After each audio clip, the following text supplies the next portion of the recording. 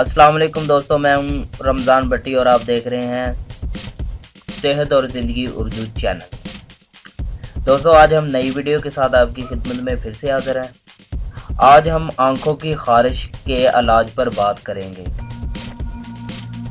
आलूदगी की वजह से गर्म अशिया का इस्तेमाल करने से आंखों में खारिश पैदा हो जाती है और भी कई वजूहात होती हैं। आंखों की खारिश की वजह से इंसान एक पल भी चैन नहीं ले पाता। आंखों की खारिश का एक बेहतरीन और आसान नुस्खा आज हम आपके साथ शेयर करेंगे। नुस्खा: मीठे अनार के दाने। नंबर 2, तांबे का बर्तन। तरीकाकार: मीठे अनार के दानों का रस निकाल कर किसी तांबे के बर्तन में डाल कर आग पर पकाएं। जब पानी खूब गाढ़ा हो जाए तो इस महलूल को किसी डिबिया में निकाल लें और महफूज कर लें।